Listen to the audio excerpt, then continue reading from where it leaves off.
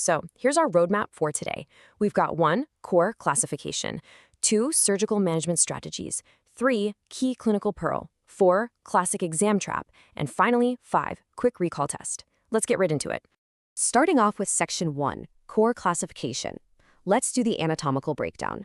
Okay, before we jump into the grades, we really need to define our baseline so we're all starting from the exact same point. The Bismuth Corlette classification is a highly specific system used to describe the anatomical extent of a Hilar cholangiocarcinoma.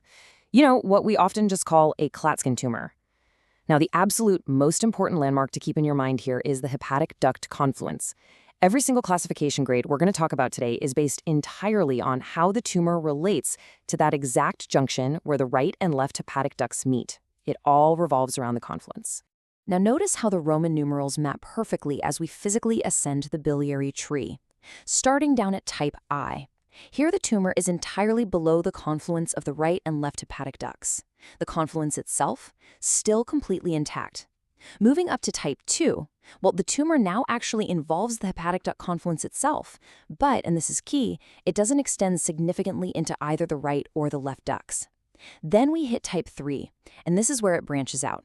In type 3, the tumor extends into one main hepatic duct. Pay special attention to this rule. Type 3A means it extends into the right hepatic duct, and type 3B means it extends into the left hepatic duct. Finally, we reach the top of the scale with type 4. This is where the tumor involves both the right and left hepatic ducts, or it just presents as multifocal disease. So just try to visualize that progression, right? Below, at, one side, then both sides. Moving on to section 2, surgical management strategies. Time for clinical action. Before we even think about stepping foot into the operating theater or planning a specific resection, there's a really strict checklist. Management doesn't just depend on the tumor type, it depends on evaluating 5 critical patient factors. First, overall resectability.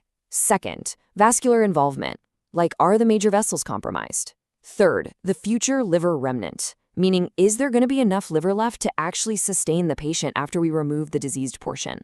Fourth, the patient's baseline liver function. And fifth, the presence of metastatic disease.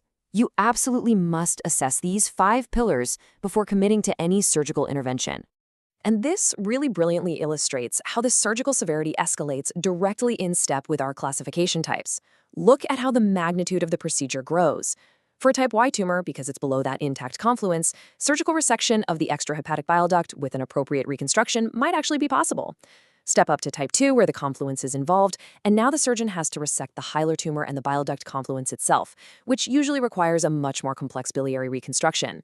At type 3, where the tumor extends into one of the main ducts, well, things get significantly more major. This usually requires an extended hepatectomy on the involved side alongside that biliary reconstruction. Remember our A and B rule from earlier? Type 3A means a right-sided resection and type 3B means a left-sided resection. Finally, step 4 for type 4 tumors. Because the disease involves both ducts or is multifocal, it's often advanced and unresectable. While selected cases might be considered for highly complex surgery in specialist centers, honestly, the standard approach here heavily leans towards systemic or palliative therapy. All right, section 3, key clinical pearl. Here is your ultimate memory tool. So the single most crucial point to anchor in your brain for exam day is this simple distance progression rule. Seriously, don't overcomplicate it. Just remember how far the tumor extends from the confluence. 1 equals below the confluence, 2 equals the confluence itself, 3 equals 1 hepatic duct, and you just use that side-specific memory trick we talked about, A for right, B for left, and 4 equals both hepatic ducts.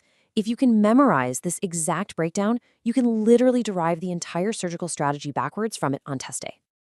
Let's move to section 4, classic exam trap. Beware of terminology overlap.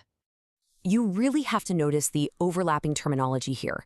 We have the Bismuth Corlette classification that we've been learning today, which strictly dictates the anatomical extent of a cancer.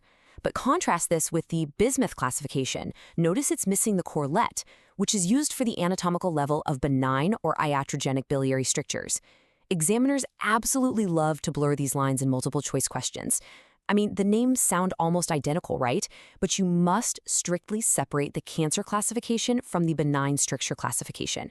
The clinical context is entirely different, so don't get caught out by this one.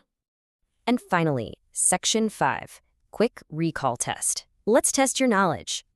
Okay, here's your clinical scenario. A Hilar cholangiocarcinoma extends from the confluence into the left hepatic duct, but not the right hepatic duct. Take a second. Think about our progression rule.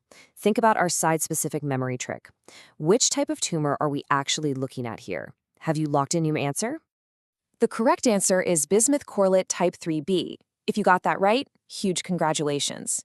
You successfully identified that extending into one duct makes it a type 3 and going into the left duct specifically makes it a B.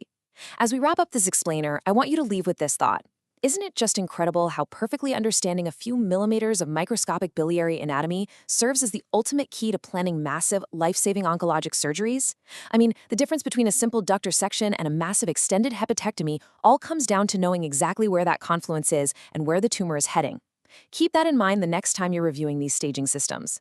Thanks so much for joining me on The Explainer. Keep up the great revision, and I will see you next time.